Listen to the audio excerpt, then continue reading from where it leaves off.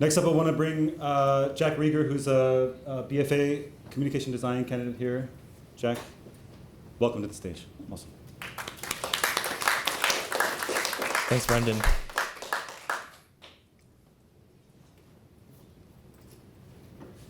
So 2 years ago, I would have had no idea that the title of this talk was sort of like an inside programmer's joke. I knew absolutely nothing about it, but luckily it was a core part of the Parsons curriculum. I was immediately fascinated by making websites. It was just something that really spoke to me, just my disposition, just from the get-go. But I quickly encountered what I took to be a problem, in that I was typing all these sort of incantations, but I didn't know what lay beneath these things, or why I'm typing a dot, or why the parentheses, or like who decided this for me.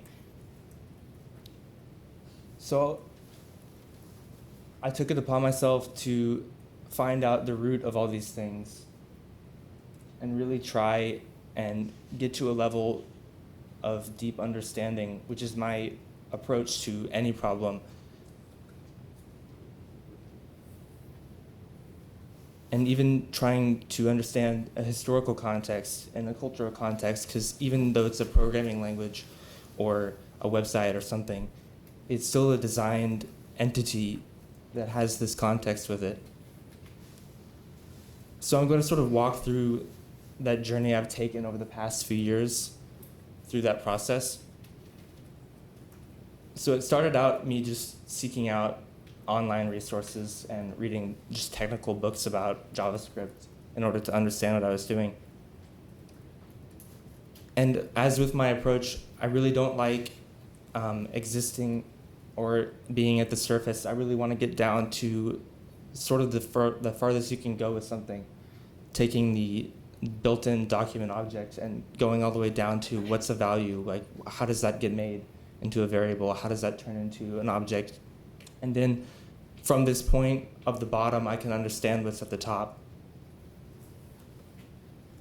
I even wanted to understand what computers are good at in the abstract, because even though they can do many things, they can do certain things really well, and they're still finite devices.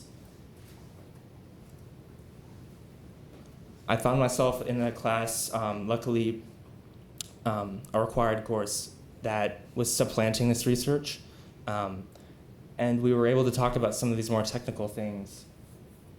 But the teacher of that course also introduced me to what I hadn't considered before, a new sort of paradigm.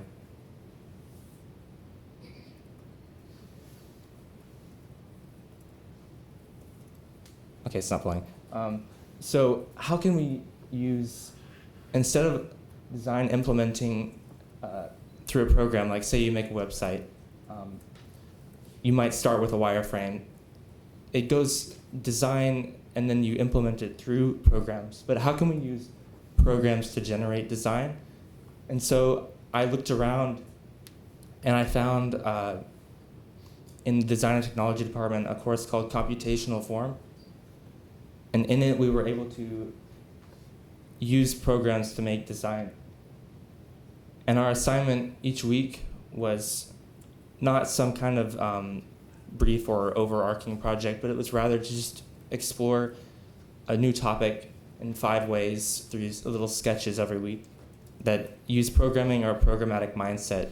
So you could write a poem as long as you sort of had that in mind of like, what would a computer approach this? I was also blown away by just the environment of the students in the course and what you could do with computers to make form in ways I had just never considered before.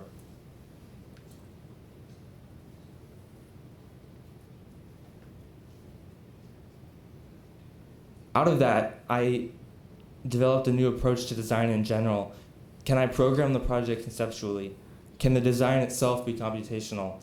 Will programming save me time? Usually yes. Will programming offer me new solutions? I like programming also because you make a lot of mistakes when you're doing it, and then those mistakes actually wind up being cooler than what you had originally intended, I'd say half of the time. So that's great. Through these classes and explorations and self-initiated research, I've been able to come to a deeper level of understanding. And I was able to use that to develop a publication called Signal. And if the video were playing, the circles would be moving and bouncing off the edges of the screen. But each identity is a computational aesthetic. And I was able to implement a side-scrolling feature based upon this exact process. I looked up, how do you even put text in the browser? Like, how does that work? What methods are available to me? And through that, I was able to find certain things that became a visual signature of the publication itself.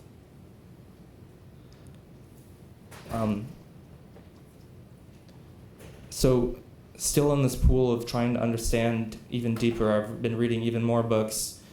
I want to try to even read the spec itself, what gets codified as the official language. And something I think is important that I've been scrabbling through bits and pieces is this historical context. Where did JavaScript come from? Where did the web come from? How did something like HyperCard influence the web? Once you understand HyperCard, you really see that the web is extremely similar. And also, a lot of our pains in JavaScript and the web in general are caused by the browser wars, because Microsoft and Netscape couldn't agree, and they decided to fight each other. So with this knowledge, I've been designing workshops and diagrams and an approach to presenting some of this information up front that may have helped me a lot more just come from a deeper level of understanding about, let's start at what do computers do? And let's go from there.